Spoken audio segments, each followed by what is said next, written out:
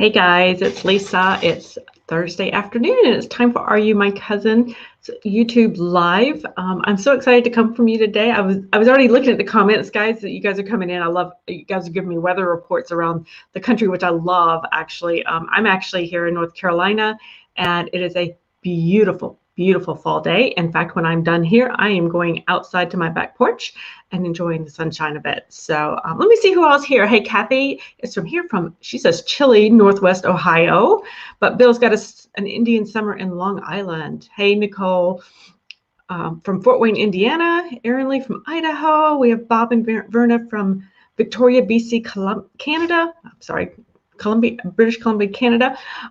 Lee from Lake Erie in Northeast Pennsylvania. Chilly and windy. Wow, yes, I bet so. Hey, Diane, another North Carolinian out there from Charlotte. Diane, just a little known tip, or a little known fact about me is I actually grew up just outside of Charlotte, in Concord. So yes. We've got, hey, Mary Jane's here again from Pennsylvania. We have Elaine from the UK, Hampshire and UK. Wonderful, wonderful. And we have Flo from Oregon already joining us. Thank you so much, guys, for joining me today. I really appreciate you guys taking time out of your day to join me. Hey, Cindy from Texas. Oh, yes. Okay, part of my heart is in Texas, guys, because that's where my daughter is. So, yes, I love Texas. I'm learning a lot more about it than I used to know as well, definitely. So, welcome, welcome. It's really fun. I don't know if you guys know this. Hey, Sandra from Ontario. Nice to see you. But October is Family History Month. And you may have been seeing some of that coming up on your social media, but let me be the first to wish you a very happy Family History Month. It is a busy month around on the Are You My Cousin website and blog. You'll be seeing more posts coming up. And I have some fun things going on with my daughter over at a new website that we started as well that really fits nicely in actually with our genealogy here. So that's an exciting thing for us. Hey, Janice from Comer, Georgia, and we have Faye here again from Titusville. Thank you, guys. So there's a lot going on when it comes to October and family history. Watch your social media if you are so inclined into social media, because you're going to see a lot of things. You'll see a lot of free offers coming up. Just on Facebook, you might see some sales coming up. I'm just starting to see some of those pop up actually for the holidays, guys. I know, can you believe it? Starting to see some ads and things for sales that are going to be coming up. And one of the things I wanted to let you guys know, if you're interested, and it's totally optional, if you are interested in getting an email from me like once a week about genealogy bargains, genealogy sales, things that are coming up just really between now and Christmas. I'm going to put a link in the comments. And if you are watching this on replay, the link will be in the description below. What this is it's a way to sign up for my Frugal Genealogy Bargains email. It's just once a week. And what I do is try to bring you the latest bargains, things that are on sale. So if you're waiting to purchase DNA kits or books or really anything that has to do with genealogy, because I get a lot of that in my inbox. I'll be honest, I have a lot of those in my inbox, and this would be a great way for me to be able to get the information to you, but not fill up. I don't really want to fill up my weekly Monday email with that, because to me, that's for you guys, and I want to show you what's new on the website and things like that. So if that's something you're interested in, sign up. Totally optional, guys. But I did want to share information as I get it that it might be helpful to you as we go into, believe it or not, the holiday season. So there's that. Okay, let's see I've got some more folks popping in here. Wonderful. Let's see. We've got Kim from Montana. Not too hot or humid and not too cold. So it sounds like North Carolina. We're just right. Hey, Judith from Vancouver, British Columbia. Am I saying that right? BC, Canada. Hazy from California Smoke. Oh dear, that's, yeah. Hey, Sue from Dayton, and hey, Lisa Oakley. I haven't seen you in a while. So yes. Oh, I know the California Smoke. I hope everybody's still doing well up there. As I talk to some of my readers and folks who participate in my Finding Female E-class, the e-course, the first session, some of them are out in that area, and just to hear the smoke and just to hear about it. It's really heart-wrenching. Absolutely. So, and hey, Kay, nice to see you. And Sunny from Kansas. All right, guys. So that's what I wanted to tell you about the Genealogy Bargains sign up. Also wanted to share with you that the enrollment for the Finding Your Female Ancestor e-course is open currently. It's open through October 4th, so Sunday. And that is a 3-month class that will go, it's roughly 12 weeks. And what it is every other week you get a master class. And then every week we have a live Q&A. And of course you get handouts with that. We have a private Facebook group for those kinds of things. And you get an opportunity to be in a hot seat if you want, so that we can get all eyeballs on your research.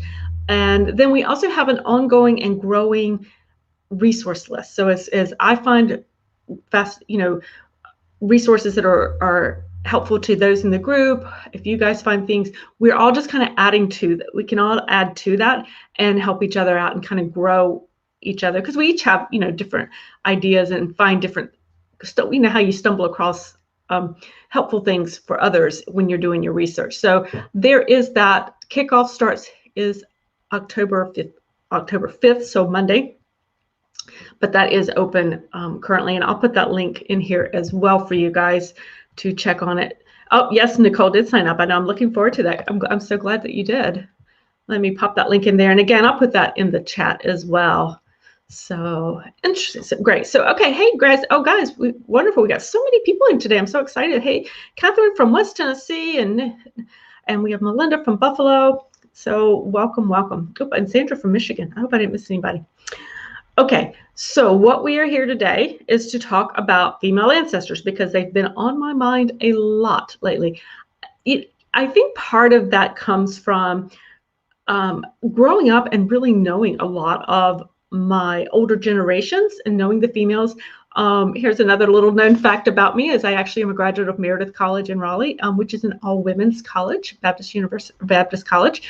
And so I've actually just been surrounded, by very strong women pretty much all my life.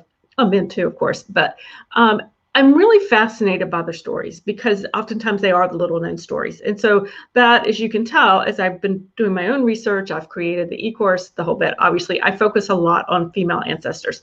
So one of the things I wanted to talk with you guys about, because I think it's really helpful when we're talking about female ancestors, is really, we have to get out of the box, so to speak. We have to think outside of the box. We can't always use those traditional ways of doing things, those traditional records. We have to dig deep, or as some of my research buddies will say, we have to get in the weeds to find the information that we want on our ancestors to make those things. So I wanted to share with you three types of resources that you might not have looked at before, and you want to perhaps include in your research plans for your female ancestors. They're, again, kind of out of the box, and I hope that there'll be some help for you. So one of the first ones that I would mention is cookbooks. And you've seen me talk about this a lot. Now, what I will tell you right now is that October, not only is it Family History Month, it is also National Cookbook Month. Isn't that great? I love it. And I think it's wonderful, because cookbooks were so part of a community. They were so part of like subsets of communities, whether it was a church cookbook, whether it was an organization's, a civic organization in a town making cookbooks, creating cookbooks to sell, whether, they were large, whether they were small, whether they were focused on an ethnic group, or whether it was, the whole area in general.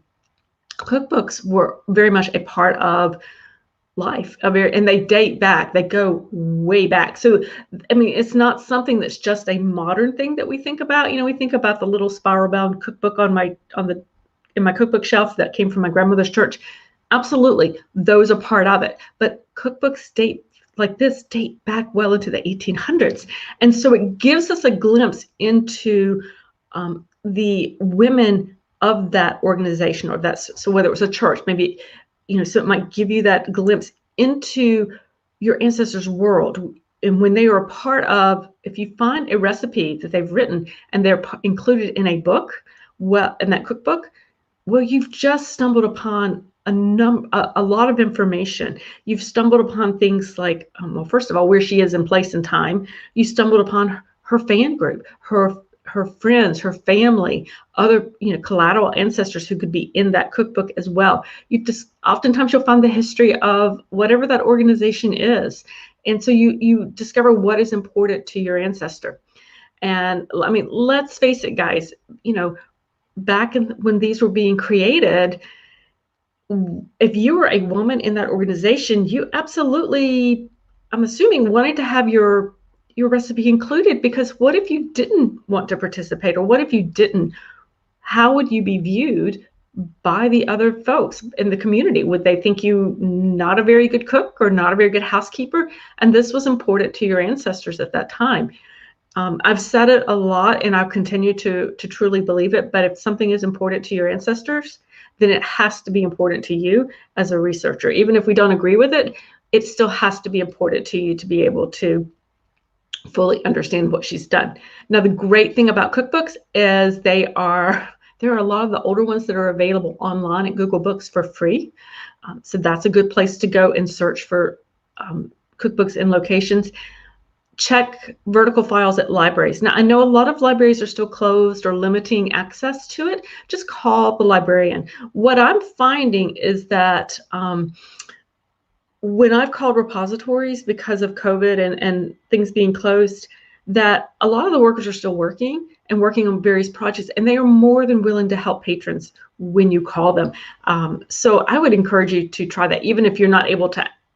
They could at least tell you, oh, okay, let me see if I see anything in our vertical files about, those types of cookbooks or things like that. Absolutely, give them a call.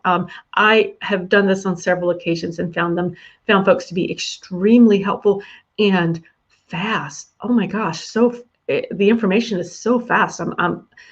I'm just amazed and quite thankful for it. So.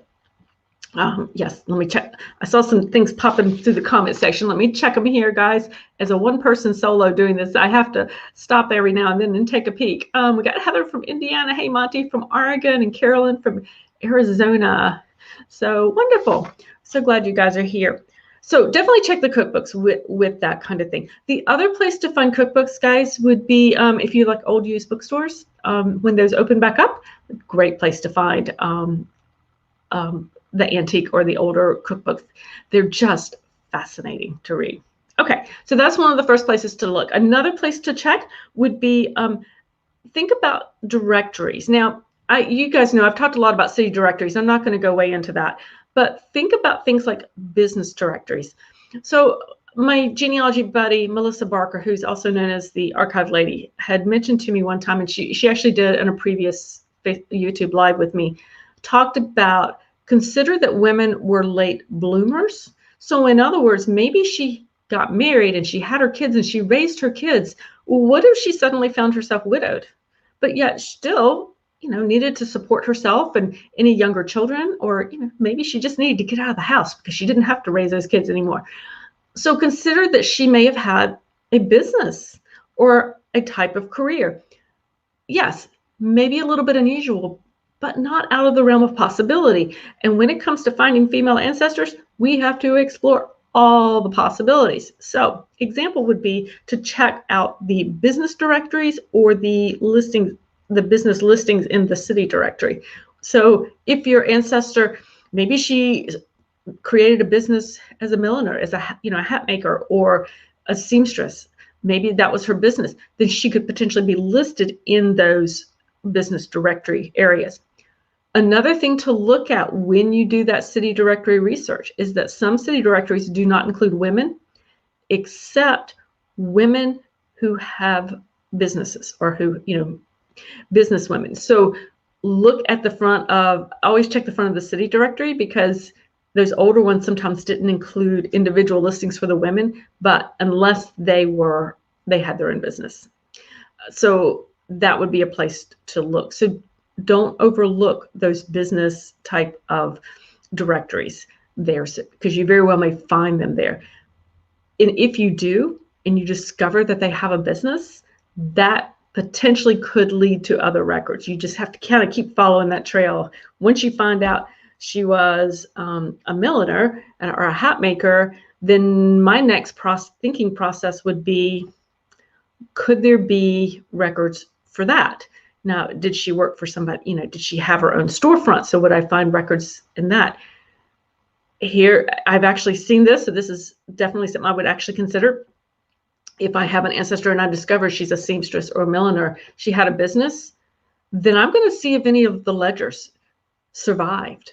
I'm going to check the local museums. I'm going to check the local archives. I'm going to check anything and everything, historical societies, and I'm going to see if any personal or special collections existed that might have some of the ledgers in it, and see what I could find there, to see what else I can find in those records on not only my ancestor, but other people around her. So I just kind of keep pulling that string, guys, that piece of thread. It's like I like, okay, let's pull it and see, was she a businesswoman? Okay, yes, she was. Okay, what kind of business? What did that business create records? Where could those records be? And just keep following that all the way along. So definitely. Kathy said her grandmother washed and ironed clothing. Yes. So a lot of times women did have their own cottage industries. Absolutely. And so that would be another way, that type of industry and that type of work probably did not create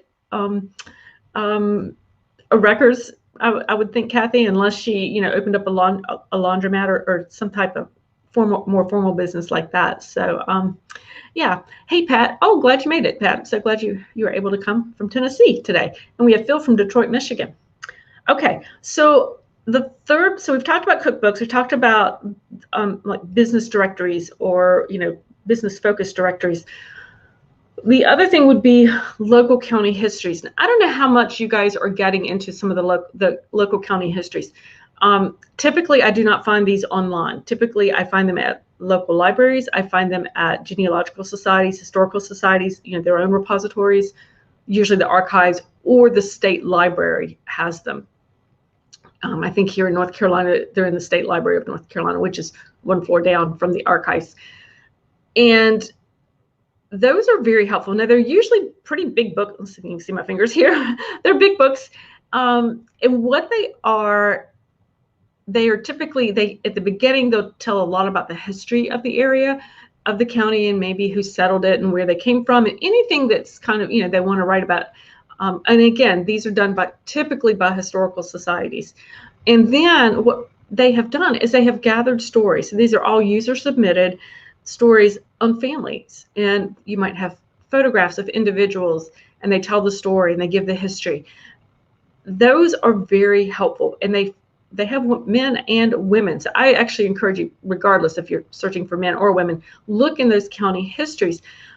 You can find an amazing amount of information. I actually was able to find both male and female ancestors that I hadn't known before, and picked up some very vital clues going through the county histories for the counties I was researching.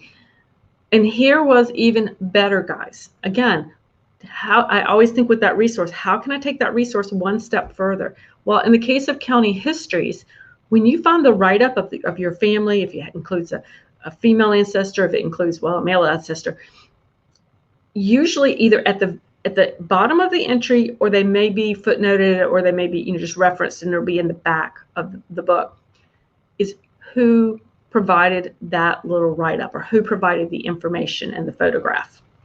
You want that, guys, because that person who submitted it knows something about that family. Typically, it was somebody in that family, and you want to get in contact with them, because if they have that type of information, they might have more, and most likely do.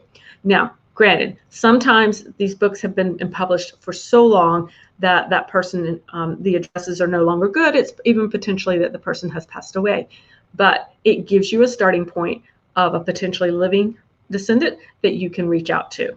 And you definitely want to do that. I've actually had really good luck with that, and family members being very willing to talk with me about families that I have found in those county heritage books. So definitely want to look for those.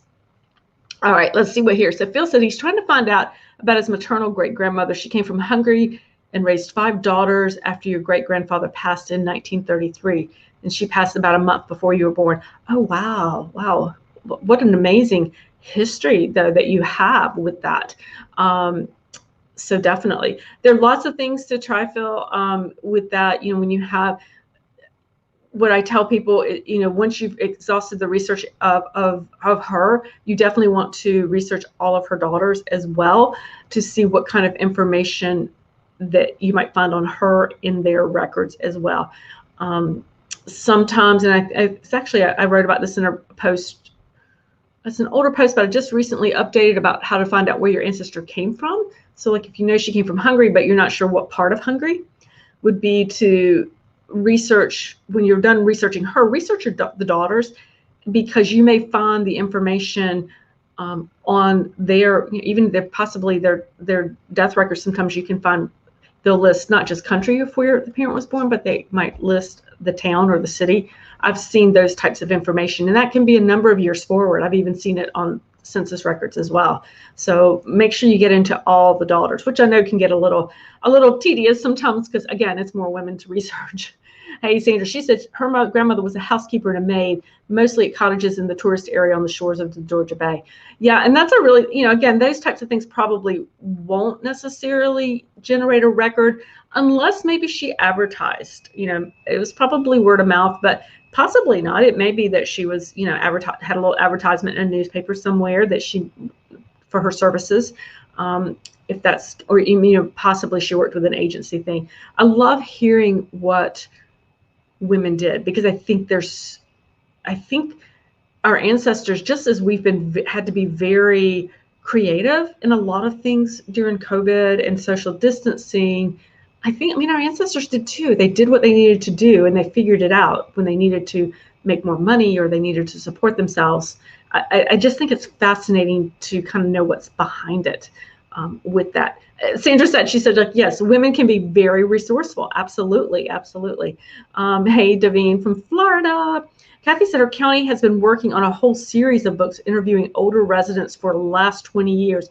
Oh my gosh, that is a fabulous, fabulous project that they are doing to be able to interview that, because I can only imagine the amount of information and history that they're going to be pulling from that and publishing. That is fabulous.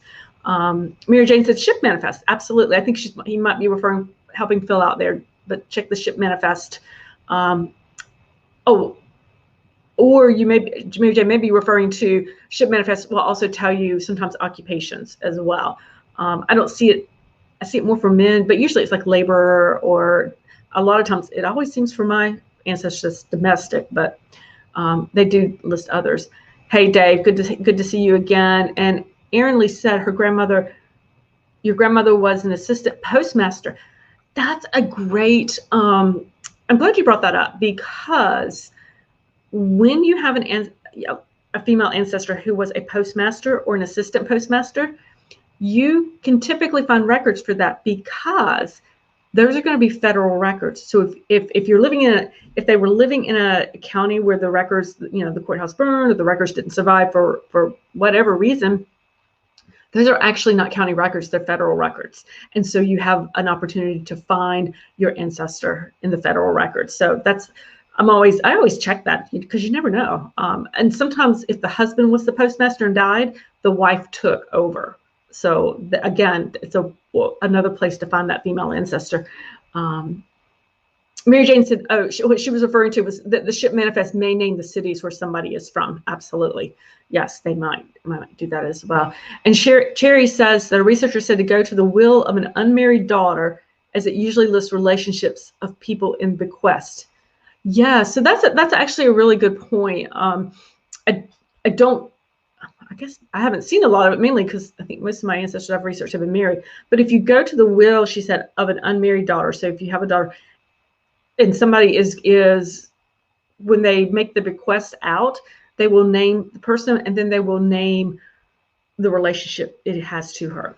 Now, if they don't name the person or how that person is related to that unmarried woman, it's still important information for you, and it's good information for you, because they weren't just in that will willy-nilly. They were there because they had some type of relationship.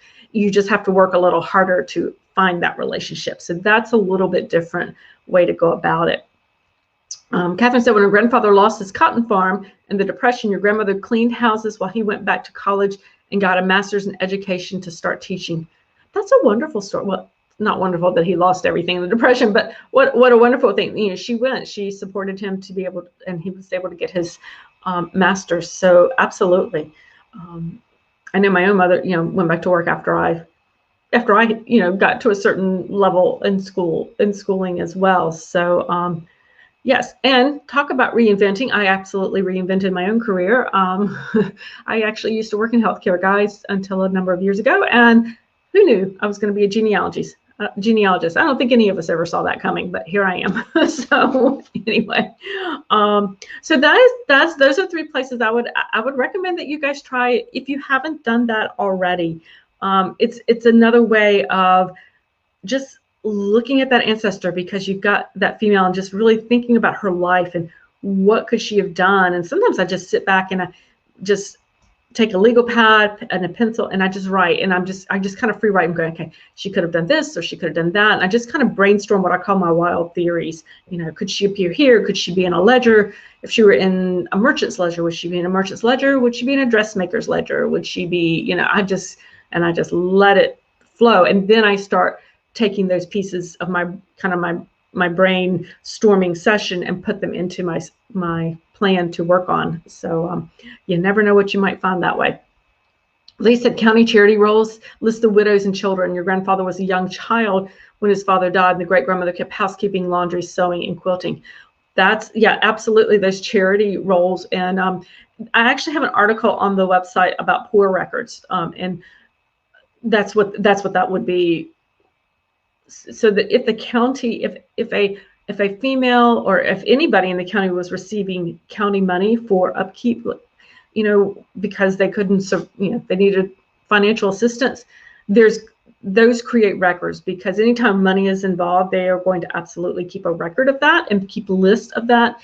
And those are typically, just so you know, those are typically not going to be online. They're typically going to be at the county their county level, but they may have already been moved over to the state archives as well. So I would check with the county to see, you know, or the state archives to see where those records might be. They're interesting reading, actually, kind of sad reading, but interesting reading nonetheless. Cindy said her great-grandfather's 3rd wife was his niece. Okay. They married in 1888, had 2 children. One was your grandfather. Not 100% sure that this is correct, but would love to find out if she had a job before they met. That would be kind of interesting. Yeah, you'd have to kind of get into, so that was 1888 that she married. I don't have any idea what her age would have been. But you could, you know, just start tracing her back. You know, you're going to miss that.